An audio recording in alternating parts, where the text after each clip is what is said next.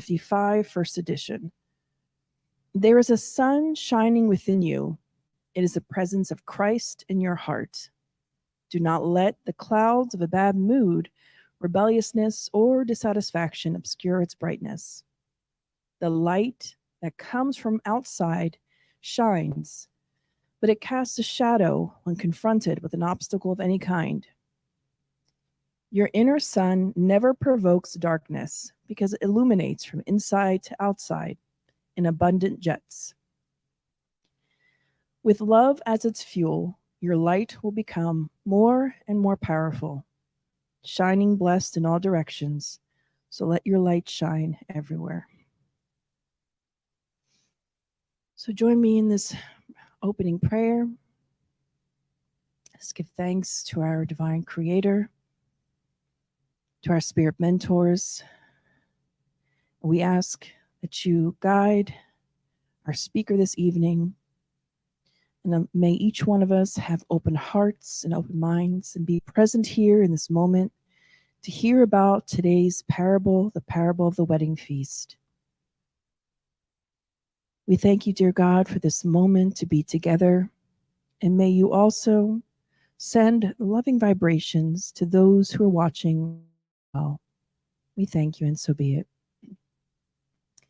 All right, everyone. Leo has been doing a number of different parables, and this month is the parable of the wedding feast. Leo.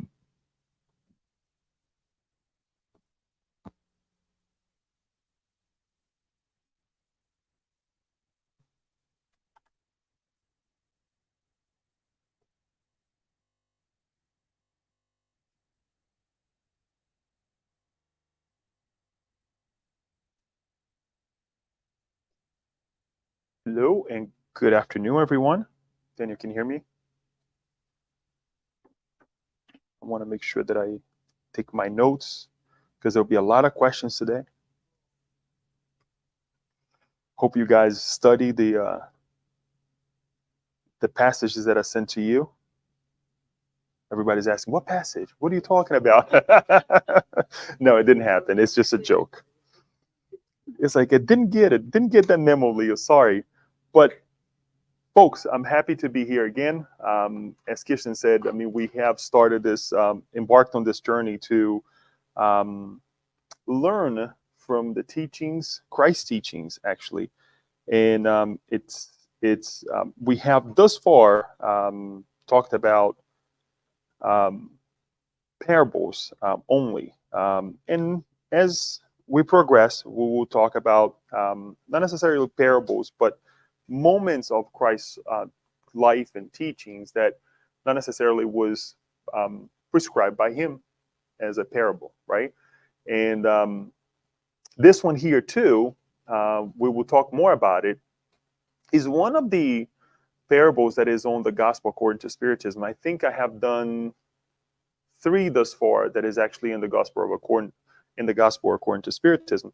Not to make our lives easier as a speaker, because the Kardec brings a lot of information when it is study on the Gospel according to Spiritism, but because Kardec picked,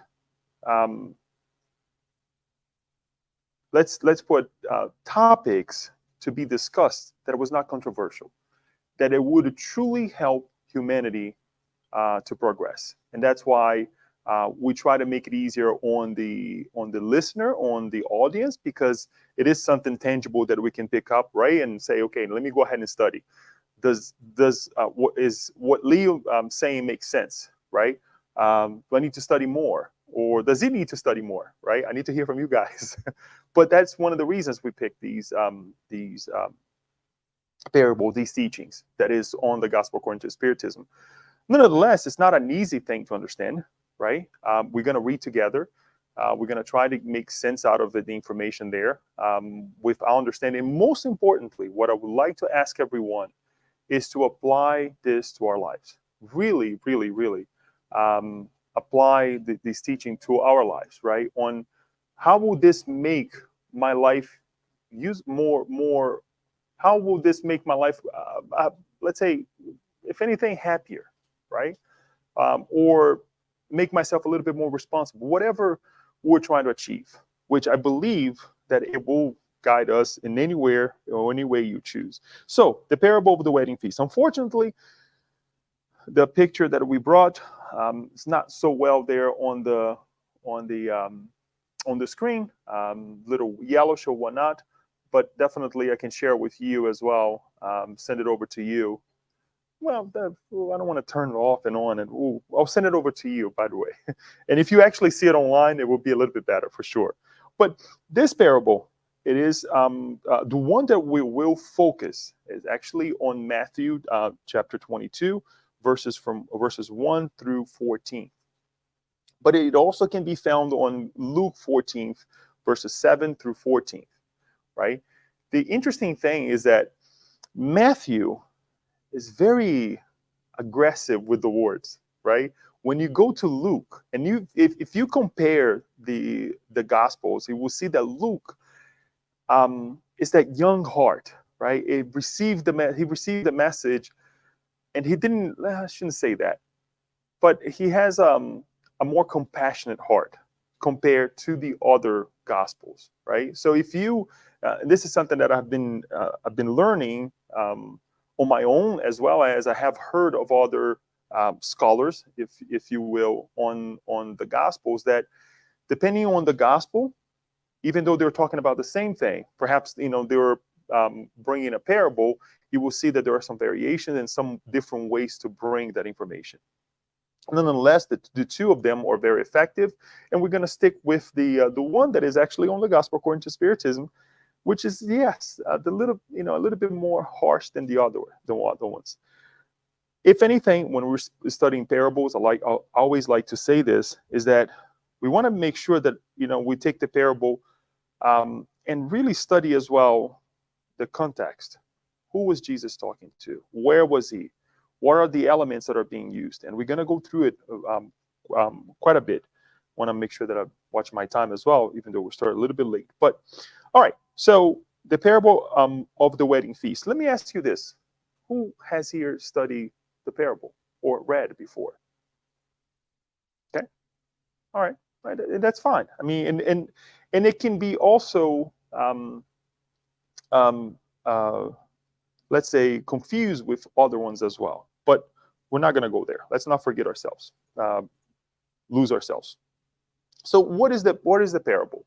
I'll read slowly and I'll take my time because it is quite a bit, but let's try to dive into it, right? Let's put ourselves into the whole that is happening, right? We already know it's a wedding feast, right? So speaking further through parables, Jesus said to them, "The kingdom of heaven is like a king who, wanting to give his son a wedding feast, sent his servants to call on those whom he had invited. However, they refused to come. The king then sent other servants with others to tell the invitees, 'I have prepared the feast. I have slaughtered my cattle and what I have ordered to be fattened. Everything is ready. Come to the wedding feast.' However, they were not concerned, and one went to his house in the country, and another to his business. The other seized his servants and killed them after having badly mistreated them. When the king found out, he was filled with anger, and having sent his armies, he exterminated those murderers and burned their cities. He then said to his servants, 'The wedding feast has been fully prepared, but those who had been invited were not worthy of it. So go to the crossroads and call to the wedding feast all whom you meet.' His servants then went into the streets and gathered all those who they met, both good and bad, and the wedding hall was filled with people who sat at the table. The king then entered to see those who were at the table, and noticing a man who was not wearing a wedding garment, he said to him, 'My friend, why have you come in without a wedding garment?' The man remained silent. Then the king told his servants, 'Bind his hands and feet and cast him into outer darkness. There shall be weeping and gnashing of teeth, for many are called, but few are chosen. It's like, wow, right? I mean, poor everything, right? It's tough. And reading it out loud, every time you do so, it's like, what is Jesus talking about? Why was he so harsh with the whole scenario? It's like looking at a 2023 movie, right? That we go and watch the movie, all the craziness that's going on, that goes on, um, people killing one another, right? The denials, and all is about a wedding feast, right? And the one that actually goes, he's like, you're not worth of it. Send him to the dungeons, right? So it's like it makes you think. Perhaps the first reactions that we have is that something very negative, and it is, right? But why is it negative when we're only talking about a wedding feast? If anything, a feast, right? We'll talk more about that. I just want to get these ideas out there. The joy, the excitement, the perception of that there is people being murdered and all these things, so we can actually digest, right, and make sense out of it. As you've noticed, perhaps on this slide over here, we actually put a picture of the gospel according to Spiritism because once more, I want to emphasize that this is part of chapter 18 of the gospel according to Spiritism, and on it, that is entitled, Many Are Called, but Few Are Chosen, we will see the parable of the wedding feast, the narrow door. Not all those who say, Lord, Lord, will enter the kingdom of heaven. Much will be asked of him who has received much. And then the Spirit's teachings, as we see on the gospel according to Spiritism, the information brought by the Spirits, one title, To Him Who Already Has, More Will Be Given. Christians shall be recognized by their deeds, right? So it's a very beautiful chapter in terms of helping us recognize, are we worthy, right? Are we there yet? What do we need to get to this wedding feast, or perhaps this kingdom of God, right? But again, just something to highlight here that we can study later on. As always, what I like to do is to make sure that we break it down into the parts. This is at least for me, and I hope that this helps you as well. Please let me know if it doesn't, or if it does, we can even do more. But breaking it down, the elements, it kind of really helps really engage with the elements in a separate way, as well as to once more emphasize the whole. What are the parties involved outside the parable? This is outside of the parable, not within the parable, not the story that was told by Jesus, right? We have Jesus, and he's talking to them, right? The crowd. And there are certain instances that we also are able to capture where Jesus was talking to the individuals, right? To the crowd, right? But that's not really mentioned here. There isn't a speculation on this parable that the chapter that precedes Matthew 22, Jesus was actually talking to, or the verses in the chapter, Jesus was talking to the Pharisees, right? And which makes sense, but we really don't need to go into detail on this, because anytime it's okay to separate, to differentiate who he's talking to really help us understand and apply this to ourselves. Because there is a Pharisee inside of each one of us. There is a Sadducee inside of each one of us. And if we go to the Gospel according to Spiritism at the beginning, you will understand when Jesus was speaking a little bit better to those individuals, and and the reason why, or the reasons why he spoke in such a manner. Because he knew the audience better than the audience knew themselves. And it's amazing, because he will change. We will see that he changes. So Jesus was talking to the crowd. Continuing. Parties involved in the parable now. And it's quite a bit. it's interesting comparing this parable with the other ones. This was pretty long. We have the king who wanted to throw the wedding feast, right? For the son, he utilizes of the servants, right? We have the invitees, those individuals who are invited, right? We have the armies that was sent to the invitees later on, and we have the murderers, which in fact they were the invitees, right? Now they were not just invitees, but they were killing the servants of the king who were sent to call them to the feast, right? And I'm already thinking, why would you kill someone who's inviting you to a party? Right? It's kind of weird, but we'll get there. And all whom you meet, everyone on the streets, right? Because after the invitees did not want to go, what did the king say? You know what? Guess what? Those who were invited, they were not worthy. Call everybody who you see now on the street. Everything is ready anyway, so we might as well not put it to waste, right? And again, this just kind of creating ideas now. And then the man at the end who's not wearing a garment as well. There may be more, but these are just some of the parties involved at the actual in the parable, and the elements involved in the parable as well. So we have the kingdom of heaven, right, which is compared to the wedding feast, right? And we have the feast, we have the cattle, and whatever was ordered to be fattened. So here, I want to just make sure that it's not just the cattle. It's everything else that was actually prepared, ordered to be fattened for that actually feast.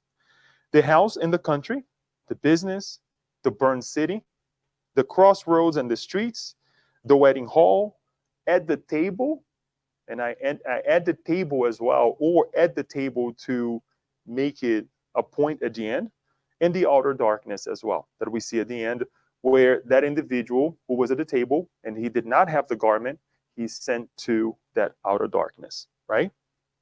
Continuing. What is the location? It's not disclosed, right? And there are many possibilities where he was talking to, but these once more were the teachings that Jesus was bringing to those individuals at the time. So what do the crowd really represent for us? Who is the crowd? Since Jesus was speaking to the crowd. Who is the crowd? Mankind, us, all of us, right? It's all of us.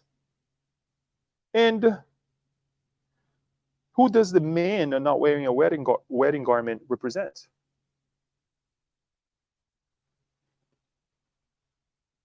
Everybody's quiet. Everybody's quiet. I'm going to throw everybody under the bus. Us. Everybody's like, no, not me. Not me, right? It's the big feet. Not me, right? But wait, because when we take a deeper or more careful look, we'll be like, this makes sense. Perhaps I'm there, right? Perhaps I wasn't prepared when I was called, right? I was called, but when I was supposed to present myself, I was not fully prepared, right? And there's nothing wrong with that, because one of the things that I want to parenthesis here, and please pay attention to this part. Whenever we're studying this, it's not that we should have gotten this, let's say, 1,000,000 years ago, right? Or 10 years ago. No. There's nothing wrong with that. I shouldn't say, there's nothing that really tells us that I should have been a better spirit or a better person 3 months ago. I should have gotten the invitation and gone to the wedding feast yesterday. No. Everything happens little by little. The changes happen little by little. If you start to brush your teeth only at 11 o'clock for, hopefully not, but for, let's say, and you do that for 5 months, I guarantee you 5 months from now, if somebody tells you go brush your teeth as you wake up in the morning, it's not going to happen. It may happen once, maybe twice a week, but you're going to have to break that cycle, right? It's going to take time. Imagine when we're talking about feelings, thoughts, behaviors that has been done for not only this reincarnation, but several reincarnations. And you might ask yourself, but wait a minute, I'm doing the same things that I was doing the past reincarnations. Chances are, welcome to my world. Yes. Right? And once more, there's nothing wrong with that. On one side, it brings us the responsibility that we need to work hard on ourselves. On the other side, which is the most beautiful part of it, that God is great. And God will give us the time that we need, the resources that we need, the people that we need to change, right? When we can change. Just a parenthesis, so that we don't leave here and say, oh my God, what am I doing? You know, I wasn't ready, but that's the idea. So I want to kind of break down a little bit on the idea, but right now I want to really focus on the wedding feast. What is this commotion about a feast? Well, let's just jump into it. A wedding feast. Think about it. I mean, Jesus used the wedding feast, right? He takes the kingdom of heaven, right, and compares to a wedding feast. Why? Analyzing this whole thing, studying a little bit, reading quite a bit, we will see that weddings in the past, they were way different than our weddings nowadays. There was a whole preparation for the whole thing.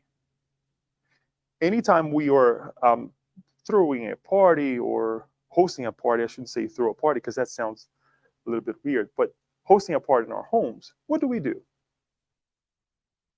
Number one, we prepare mentally, right? Spiritually as well, depending who's coming, especially, right? You know, we want to be on our toes. We want to, you know, our family members also, those who live with us, to be on our toes as well. Everything. We're not going to, you know, say anything awkward and whatnot. You know, nowadays we have the issue of not talking politics, right? So all of these different things, we start preparing, and then we get that excitement. Oh, this is going to happen. What are we going to do? And then you start preparing, talking about the food. You're talking about the organization, how we will receive everyone at the house. No matter how, if this is small or large, but there is a preparation, right?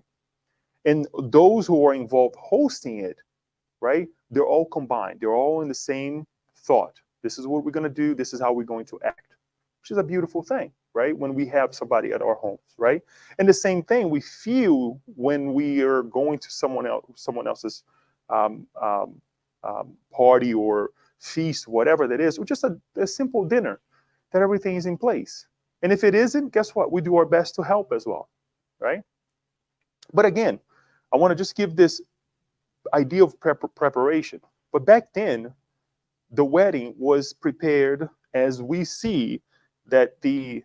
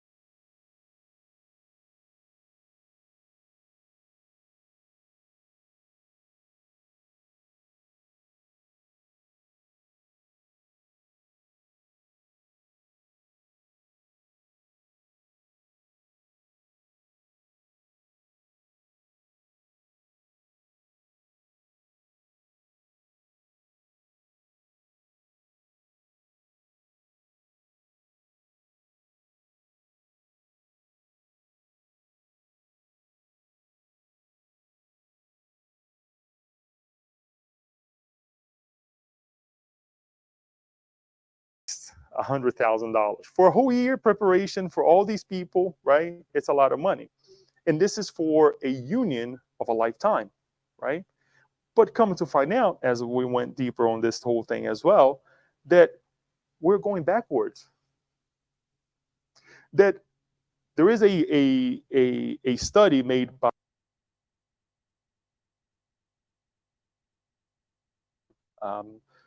in A Diamond is Forever and Other Fairy Tales, 2014, that there is a relationship on those who spend less money with their weddings, they tend to stick together longer or not file for divorce. Yes, it goes backwards. So for those who spend more than $20,000 on their wedding, they're 46% more likely to file divorce.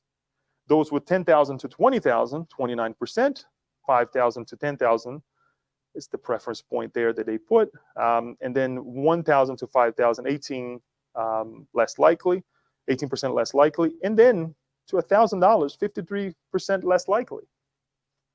So it's not the money, right? Even though all the wives would like to have had, a beautiful, $50,000, $100,000 wedding, but that doesn't. So what's the point behind this? Is there a partnership, or is it just a wedding? Because this is really, is it relevant to a point? Yes, but the idea is for us to really think about, is there a partnership, right? Let's go back to the parable. So now I have some highlights in terms of the red, right? So we can dive into what the parable really is in terms of what we can do here. So we already talked about the wedding feast. We already know, what the wedding feast is. But why did Jesus use of this? Well, if we go back, and the Gospel according to Spiritism has explained this quite a bit, Jesus was speaking to individuals that did not have the level of advancement that we have intellectually and morally as well. Don't take me wrong, they're very well-educated individuals at the time, but it's not like education had, it was accessible as it is for us nowadays. So Jesus had to use of the customs. Jesus had to use of the what people knew about it at the time in order for him to make correlations, right? For him to explain what the kingdom of God is, let's talk about the wedding feast, right? Where everybody's happy, right? Everybody's eating, everybody is well, right? Cared for, right? So this is something that we have to bring into context as well, so we can understand this. So then we can then apply to our lives as well nowadays.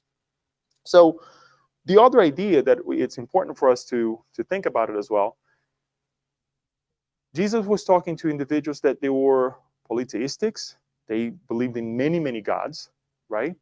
And their ideals were not perhaps as we have nowadays, right? It was more to save their lives.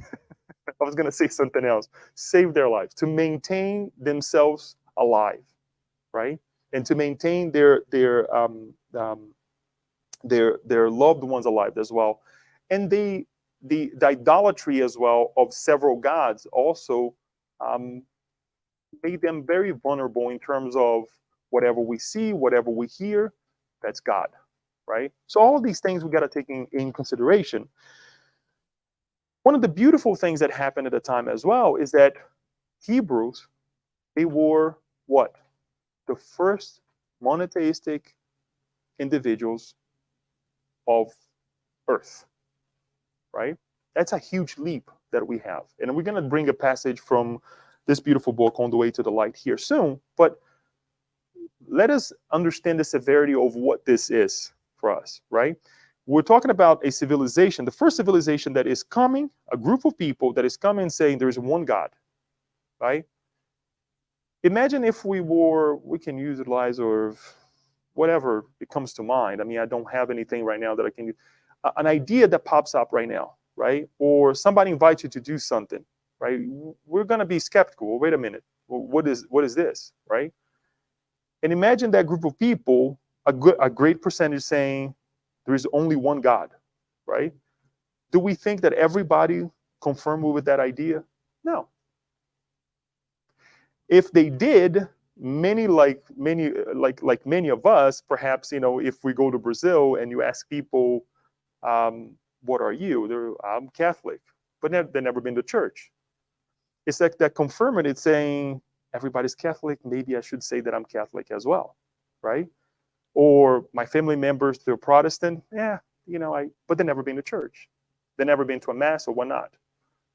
So it's an outwardly confirmation than really the heart. It's the customs outside, right? But the contract is not inside of us. The partnership is not in our hearts. And I'm using words now that we were using before for us to understand this. So we go back and we look at it and say, wait a minute. So we're talking about the Hebrews. We're talking about the Jews at the time, right? And where is Jesus in this whole thing?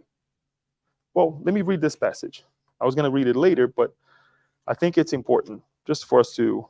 This is from, again, Emmanuel on the book, On the Way to the Light.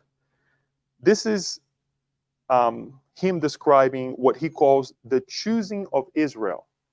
He says the following: the tribes and the Lord's messengers succeed one another in the kingdom of Israel. Its entire pathway was filled with prophetic and consoling voices regarding that one whom the world would glorify one day as the Lamb of God, referring to Jesus. These are the prophets saying there will be one that will come, and he's going to be the messenger. Each century, the prophecies were renewed, and each temple waited the word of the order from heaven through the Savior of the world. The teachers of the law in the temple at Jerusalem, respectfully discussed the divine missionary. In their proud vanity, they expected his arrival in a victory chariot to proclaim to all peoples the superiority of Israel and to perform all sorts of miracles and wonders. So they were expecting this Jesus that was going to be revolutionary. And he was, don't take me wrong, but not the way that they were thinking, right? To finalize, he says the following: remembering these details of their history, we are naturally led to ask why Jesus preferred the tree of David to put his divine lessons for humankind into effect. But logic itself shows us that of all the peoples back then, Israel was the most faithful, but also the neediest. Given its exclusivist and pretentious vanity, much will be asked of those of the one who has received much. And the Israelites had received much from the Most High in matters of faith. Thus, it was only right that the corresponding degree of understanding would be expected of them in matters of humility and love. So they had a great sense of understanding in terms of faith, but their vanity really brought them to a position that they needed the most. Because Jesus could have come in among other people, but there he was, right? And this is, again, after all the different messengers saying, prepare yourself, he will come. Prepare yourself, he will come. He came, and what happened? Let's take a step back, or several steps back. All these messengers came, and what happened to them? They were murdered.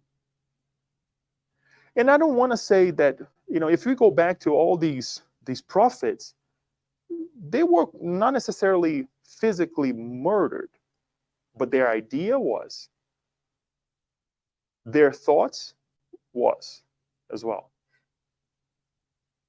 It's like, okay, this person is saying this thing, whatever, I'm not going to worry about it, right? It's the same thing as, it's like us talking to our kids sometimes, right? You say it once, and they murder whatever we say it. And I'm not calling them murder, but you get the point in terms of the severity what is to come, especially when we're talking about our salvation, not in terms of somebody dying on the cross, but in terms of this will make my life as fulfilling as the wedding feast. Let's go back to the parable. Hopefully, with this little explanation, we get a little bit better now of this passage. So, the kingdom of heaven is like a king who, wanting to give his son a wedding feast, sent his servants to call on those whom he had invited. Excuse me. However, they refused to come. The servants, we already talked about it, were these prophets, these individuals that came and prepared us, right? Those whom he had invited. The Hebrews. Those are the first individuals, or if we go back to this actual book, we will learn that the Hebrews were a group of people from another planet, from Capella. That's a topic for another discussion, another day, that had this great faith, had a great understanding of religiosity. Let us not just call religiosity in general, right? They were monotheistic as well. They believed in one God, which was revolutionary for the time, but their vanity was up here, way higher than what they could really conquer. And more, we need to read more, and we need to dive into more. But I want us to at least dive back into who is being invited here, right? However, they refused to come. The king sent other servants with orders. Now it's not just okay, go and invite them. Now you have an order. Now the determination is completely different. Right? That's why I highlighted there as well, right? To tell the invitees, I have prepared the feast. I have slaughtered my cattle, and what I have ordered to be fed. Now there's an order to say, come. Because if you don't come, things are going to get worse. And look what I have on the table for you. Again, at that time, we could not really process food like we process nowadays. So if you have a feast, you want to go, you want to eat, because you don't know when that feast will happen again. And we start going deeper. I hope you get the point, because it's like Jesus not spending just words. I mean, there's a point behind this, right? I have slaughtered my cattle and what I have ordered to be fed. Everything is ready. Come to the wedding feast. However, they were not concerned, and one went to his house in the country and another to his business. They were not concerned. They're like, okay, I know better, right? I know how to dress, and I'm now going a little bit deeper into what the gospel according to Spiritism also tells us, the Pharisees and the Sadducees as well, right? There were different groups of Hebrews or Jews, but they have peculiarities, right?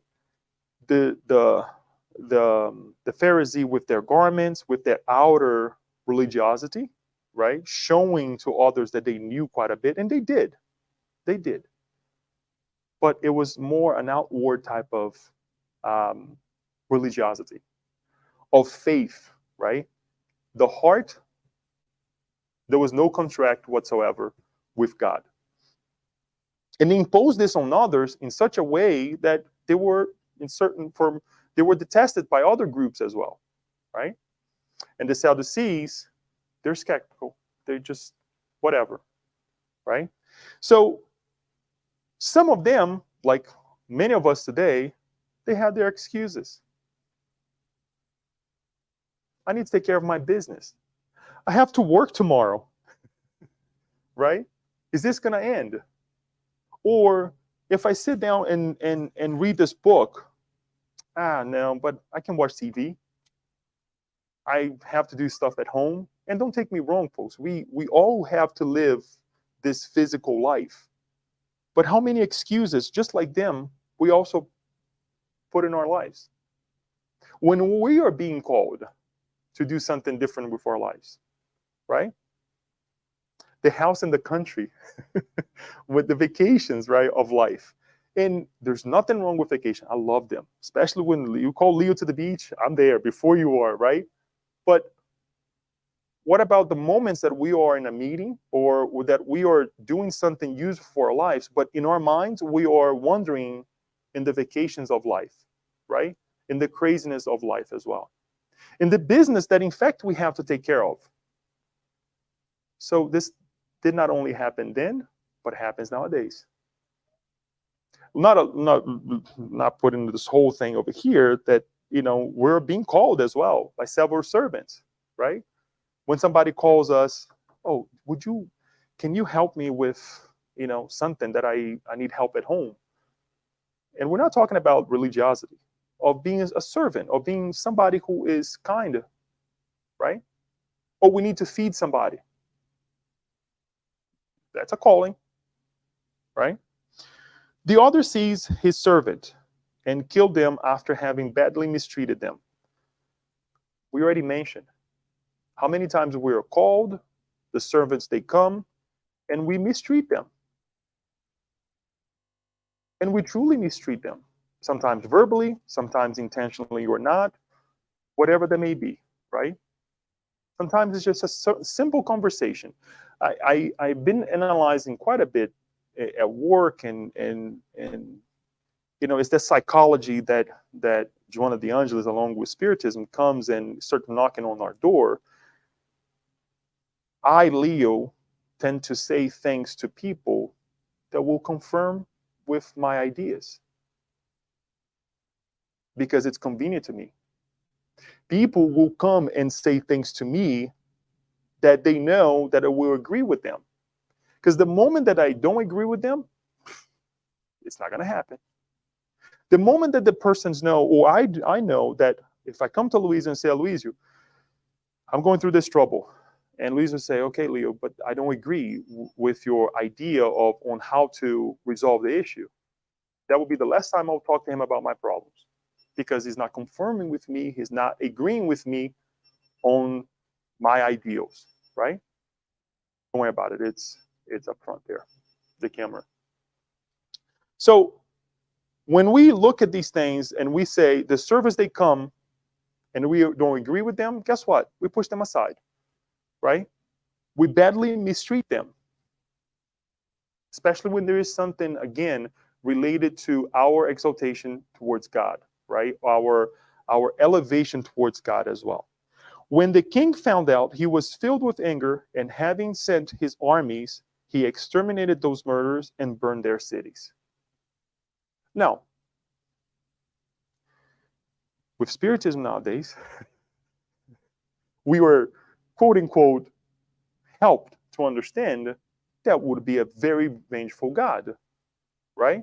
Because we're talking about the king being the God, right? Exterminating all of us. If we are giving the resources, if we're giving the capabilities to do A, B, C, and we don't make ourselves worthy of it, guess what? We lose it. Where do we learn this?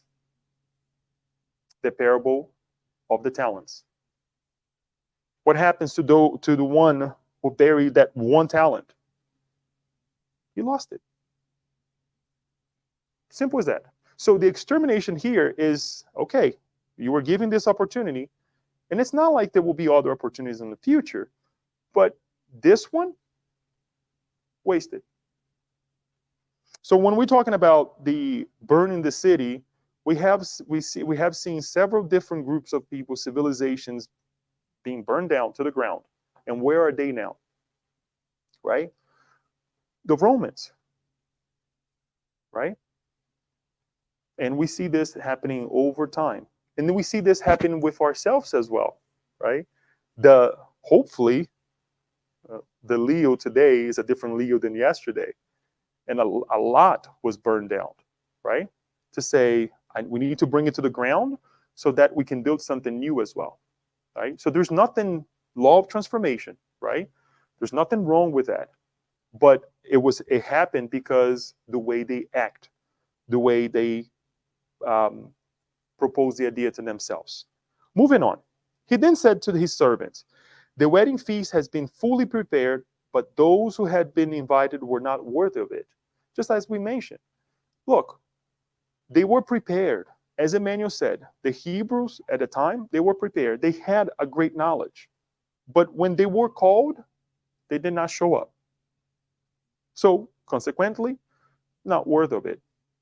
We were studying chapter 10 of book The Messengers, right? And we see the discussion of I was prepared, for my reincarnation to do ABC work, right? But I was not worth of it. It's not that he didn't try. He tried, but did not utilize the resources as what's his name again? Please help me. And I actually studied Otavio. No, not Otavio. And I presented the chapter. I'm making a fool of myself. No. This is chapter 10. I forget the name now. But we see this idea of not being worthy now, right? A little bit more clear. That there was a preparation. It came from another constellation with a lot of baggage, good baggage as well, but did not know how to utilize here, right? So go to the crossroads and call to the wedding feast all whom you meet. The servants then went into the streets and gathered all those they met, both good and bad. And the wedding hall was filled with people who sat at the table. So imagine now these servants going to the street and say, come, there is a wedding feast. Going to other locations, other towns and whatnot, bringing everybody in. Because those individuals who were invited didn't come. So we're talking about the good and the bad. This parable, if we go deeper and deeper on it, we will see good people, scholars talking about and analyzing this wedding feast or this parable as a calling for everybody, that the kingdom of God is for everybody. And it is, don't take me wrong. I'm not doubting what Jesus also mentioned here in terms of the idea that is for everyone. But not everybody is ready, right? And that's what we're going to see. We see as well in the whole chapter of the Gospel according to Spiritism, not everybody's ready. And because we're not ready, we create chaos. Let's imagine ourselves here getting to a wedding right now. This is just the reception, right? We're not even talking about the food yet or where we're going to sit, right? Imagine ourselves in this beautiful gathering right now. Everybody's standing. There's all that commotion. What's going on?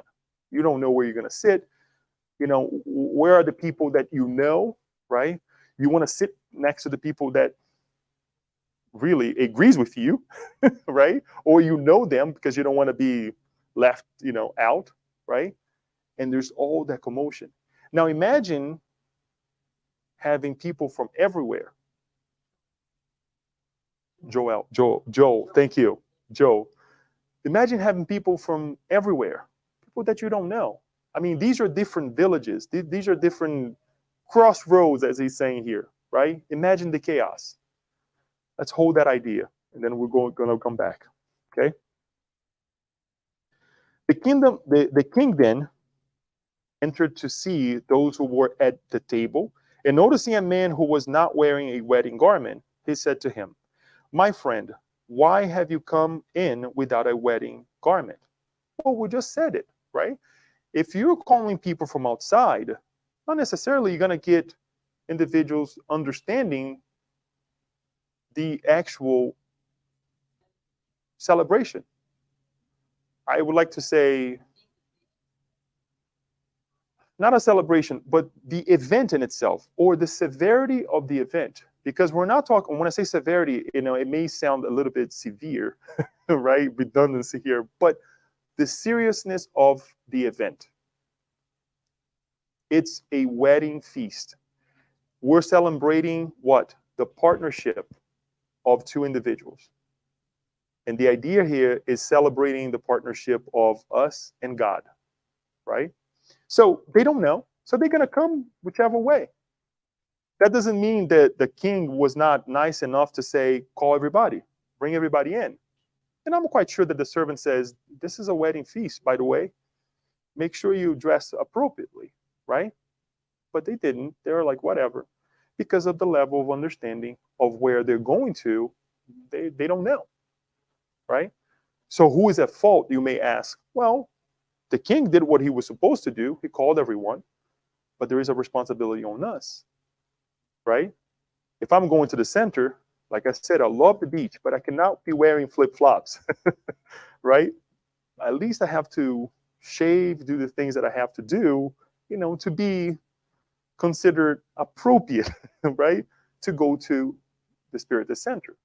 And it's the same thing. If we go to a wedding, we're going to put a nice suit in respect to the family, right? It would be nice if we go back to 1930s and everybody even come to the center in suit, right? The hat and everything. I love those old pictures, but I digress. Anyways, so this man does not have a garment. And look what he says afterwards. The man remained silent. So anytime you're asked, or I'm asked, why did this happen? What do we do?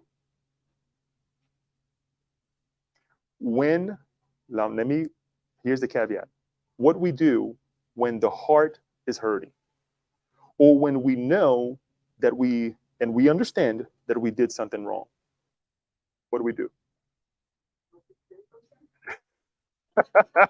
Go to the Spirit Center. Okay, I got it. Great. But we silence ourselves, right? We don't know what to say. We do not know what to say. If we're reactive, we haven't gotten yet. And if we're reactive and we start, mumbling words or saying or, pushing, blame into someone else on something that we did or on something that we didn't do, because in this case, he didn't prepare himself, right? He would be blaming somebody, but he quieted himself. He silenced himself. And when we read the rest, it says, then the king told his servants, bind his hands and feet and cast him into outer darkness. There shall be weeping and gnashing of teeth, for many are called, but few are chosen. What happens to us naturally after we truly understand we messed up? What happened to Joe? Regret, guilt, remorse. And this is, again, after doing some analysis on this thing, by reading other scholars as well, because by far I'm not one, it's exactly what's shown here. It's this outer darkness that we go into, right? Even though here we see the king saying, throw him there, but we do it to ourselves. The king of our hearts said, look, you messed up. And that's why we need help. And that's why we need to come to the Spirit Center, right? Because wait until the next slide. We'll get to the miracle. But it's for us to understand that the harsh words that are being used, it's happening to us right now. The servants are being sent. Jesus has been sent, and we still don't accept Jesus to the fullest, right? I don't understand. I mean, it's one of the things that I'm still trying to grasp it, right? The cures, the teachings, all these things. And as much as I read more I want to read, more I want to understand, right? Because they have been sent. And he comes every single day. Sometimes we use the cross, sometimes we use this, sometimes you use the different artifacts that we create in our minds and in our hearts, and we still haven't understand yet. And like I said at the beginning, there's nothing wrong with that. The only issue is that how much are we truly trying to get to it? How much are we preparing ourselves to be worthy, number one, of to be called or to become an invitee, right? To be invited to this wedding feast. And to be worthy as well when we get there, because we're truly, fully prepared. And this fully prepared, I like to give the example of the different apostles. I mean, you look at Peter, and we look at Matthew, we look at Paul, for example, right? Was he ready right at first? No. Imagine how much it took to get to that point. And we can translate this into our reincarnations, the different callings that we receive. Two more examples I would like to bring so we can move on. And this is something that crossed my mind as well as we were studying this. Our parents, they're servants of God, and we deny them.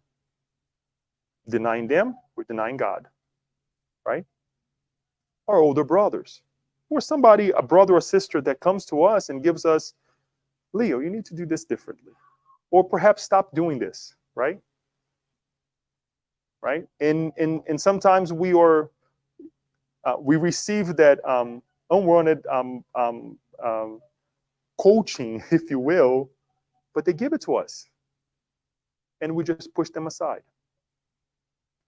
There's a flip side to this as well. Well, not a flip side, but there's something else that I was thinking about it. What about the limitations that we have in life? Have we ever thought about them being servants in our lives? Think of the things that we want to have materially and we're not able to have. Or perhaps a skill that we want to develop, but we cannot develop the skill because we have to take care of someone else. These frustrations that we have in life, perhaps they are servants. Because if we have accessibility to them, guess what? We would get ourselves in trouble. We would be perhaps murdering other servants. But they come, sometimes we accept them well, sometimes we don't, but we deal with them. But they're also servants, right? Much like when our mother said, don't do this. You're going to get in trouble. Don't do it. And we do it. It's the limitation that we were given to take a step back and think twice, but impulsively we go and do it. So think of the limitations as well as servants and bless them. Bless them. I brought this idea here so we can kind of grab everything and put everything together because I think Emmanuel hits on the nail on the head again with this message entitled Divine Grafting. Does anyone or everybody know what grafting is? I didn't. All right. Grafting is when you take a plant or a small tree and you cut a piece of it and you actually bring another piece of another tree, right, and put it together. That is grafting. Enxerto. Thank you. Yeah. And there are different types of grafting, by the way. If we Google, we can research it. I shouldn't say Google. Research it. Because there are all the types of research, right? But we will see that there are beautiful ways to make perhaps the tree, number one, grow more effectively or more rapidly, but also the fruits, they tend to get a different taste, sweeter. The idea is to be sweeter or sometimes make it bitter as well. And when we talking about grafting is, again, it's another work that was done back in Jesus' time as well. For what? For the grapes, right? Right. So we get different types of grapes as well, right? If a tree was developing, right, but didn't develop enough, let me go ahead and put another part of another tree here so it kind of gives that boost, right? But the tree have to be there. So let's look what Emmanuel tells us in this idea. And it's interesting because I did not know what grafting was. And I'll confess to you guys, I was like, wow, this is great. But this was actually the gospel at home message of our past Tuesday. So Emmanuel says the following. By the way, it's actually um, from a passage from the letters, one of the letters of Paul to the Romans, 11:23, when he says, "And if they do not persist in unbelief, they will be grafted in, for God is able to graft them in again." Okay? Emmanuel says the following: every human being is actually a spiritual plant, an object of great care on the part of the divine sower. Each person, life, the plant, live the, excuse me here, I has different, like the plant, excuse me, each person, like the plant, has different phases of existence: sowing, germination, fertilization, growth, usefulness, blooming, fructification, and harvest. Shortly before the fruit appears, the fruit grower is more carefully devoted to the tree. Likewise, the Lord adopts the same rules for us in the spiritual struggle. As we acquire knowledge, reason, experience, the heavenly fruit grower confers on us invaluable resources of spiritual grafting with a view to our purification for life eternal. On each new day of our human experience, you receive invaluable resources so that the results of your current incarnation may enrich you with divine light by means of the happiness you transmit to others. However, you are a conscious tree and are free to accept or not renewing elements, and you are free to acknowledge their blessing or reject it.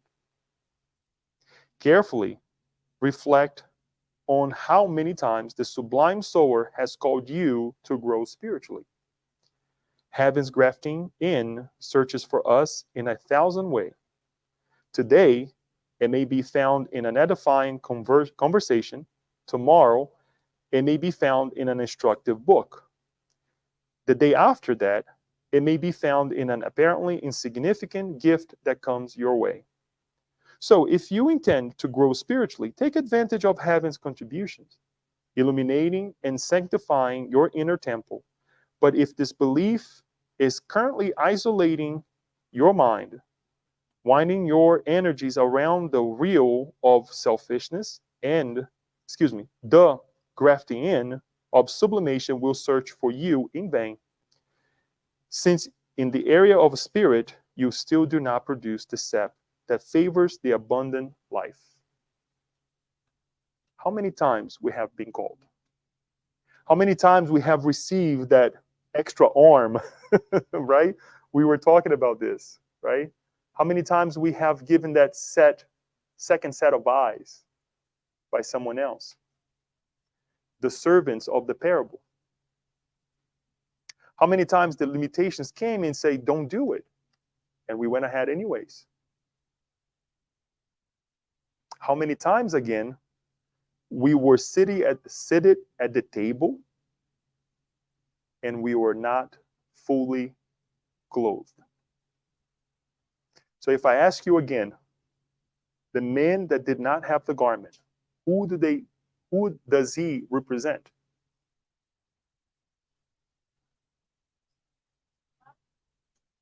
Makes sense now? Is there anybody denying it? Right? I remember Carol Stroh-Snyder, one of our friends of the SSP,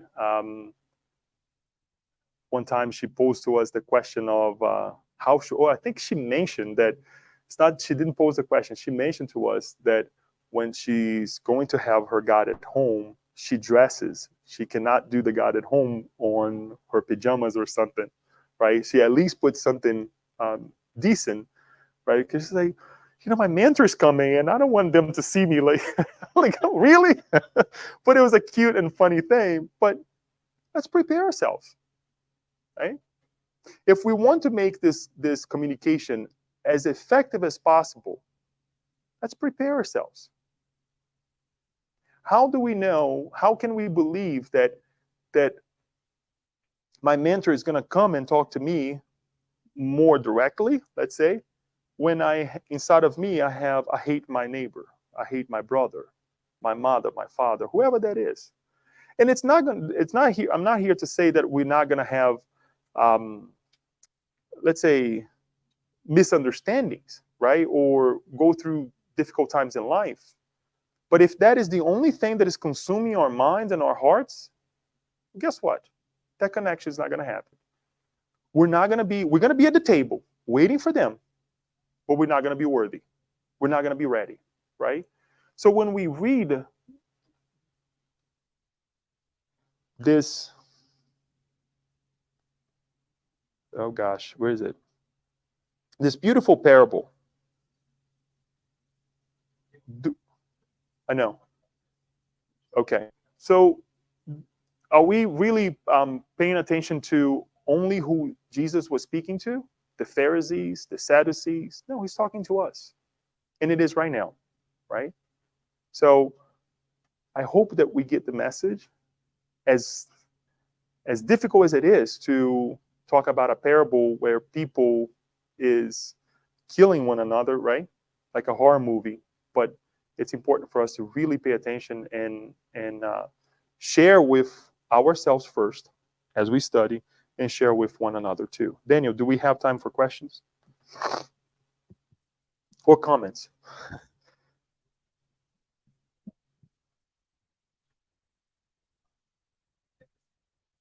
Where's your charger? It's 2023. You're sitting at the table, but you're not ready. No, I'm just and then, I'm joking with Daniel. Daniel, I'm just joking. I'm just, it's funny because it's coming from Daniel as well. He always have a plan B, but I think he already exhausted the plan B. And thank you for that, Daniel. Any comment? She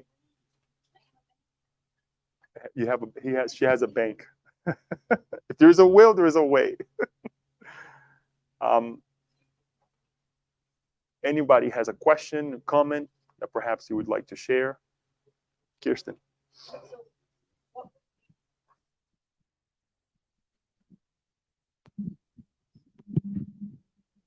Let me pull up my list of questions that I made, Leo. What would be in modern terms or in modern times the equivalent of the wedding feast, do you think? That crossed my mind too, believe it or not, but I do not know. I think it all depends on what we have in our hearts, right? Much like the teaching of the gospel according to Spiritism, for us to pay attention to where our hearts is, right? There will be, right? And this is in life, physical life, as well as in the spiritual life. I think it has to, it kind of guides us in this, with this question. Knowing you a little bit, what I would say, happiness for you right now as a mother is the happiness of your kids, right? So we would compare of that togetherness, right? You calling everyone to come as you have done, for me as well, go to the pool, because that is happiness for you. That is your, my God, the ultimate thing at this moment. And this is beautiful as well, because not necessarily it's something that is going to happen then. It's your moment right now, and that will change later on, right? Because they're going to grow, they're going to be sufficient enough, to live their lives, right? So the wedding feast of lives, they change. They should change, right? Much like the actual wedding feast now has a different connotation, right, to all of us. But each one of us will have what is of content, of validity in our hearts, right? When we get to study a book, like Jeanette and I were talking earlier about, studying this book or that book, or, discovering something, what we tend to do, we rush to everyone, right? Sometimes we want to push through, on people, like impose on people, you gotta read this, you gotta, watch this movie or whatnot, right? So it's the same thing, right? In terms of society, it's pretty sad that we don't have anything that collectively we like to share, right? And I know this has to do with customs. This has to do with the group of people that we belong, right? if you were to ask Brazilians, oh gosh, whether it's feijoada and pãozinho de queijo, right, all those things, that there will be, right? So I think that depends on where you are, the time, and I say time is not the time of 2023, right? But really the time of our lives, right? What makes sense for us right now. So I hope that answers your question. And again, I think this is beautiful because that is what brings us together, right? Looking at you right now, since I used the example, I'll use you again in a respectful way. I take my head out because my kids are grown, and it's like, wow, this is a very, very tough moment. So we pray for one another, right? We wish one another well, right? Whenever we can, we go and help, right? Much like I need the help right now with the struggles that I'm going through, right? Because the wedding feast, don't take me wrong, to prepare a wedding, it's not easy. It's a lot of work. So hopefully that helps. No, definitely. Thank you. Anyone else? Any comments? You want to pass it? I just wanted to say thanks for the explanation because I never understood the parable and the context in which it was given. So for me, just putting it in context and explaining what the feast is and who the servants and the invitees were, that really helped. One comment I might want to make at the end regarding that last person where the one that's cast out, where you said it's all of us.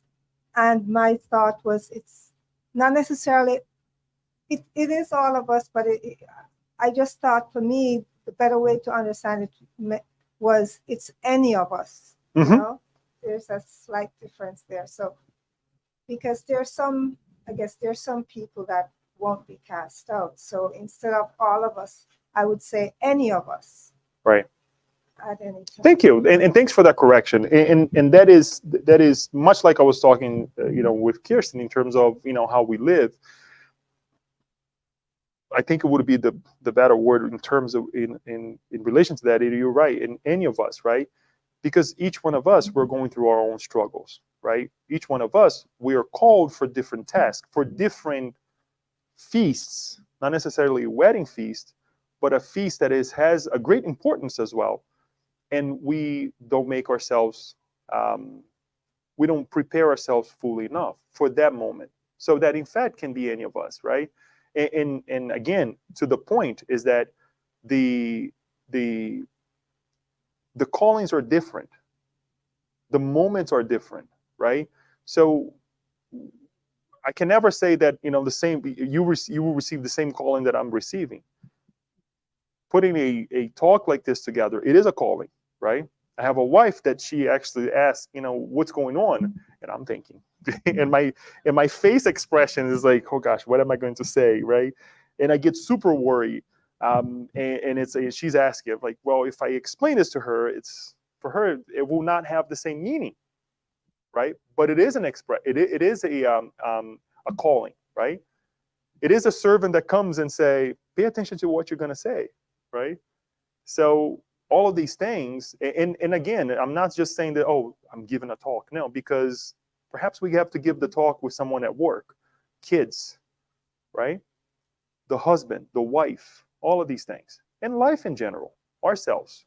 When that negative thought comes, the servant comes and say, don't go there. And we have to police ourselves, right?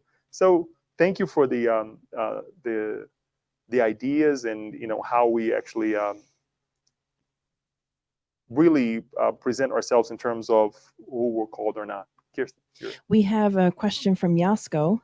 She says, hi, Leo. In this parable, the king representing God seems too vengeful. How would we interpret it more correctly? Who was revengeful? I'm sorry. The king in the parable was very vengeful because he had the people who killed, right? Or something. Okay. So she's asking. Yeah, she's sorry. saying. No, it's okay. Where is it? She said, in the parable, the king representing God seems to be too vengeful. So how would we interpret it more correctly, since God obviously is not vengeful? Number one, the first thing that comes to mind is for us to understand and go back to who Jesus was speaking to. He had to bring a king that was, look, he's going to put you in your place, right? That symbol, that look, this is what people related to, right? It was the custom of the time that a king, the man of the house, let's take a step back. The person representing the house, right?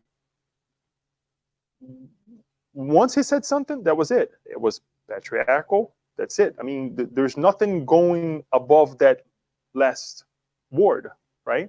Imagine the king. It was someone who was really imposing, right?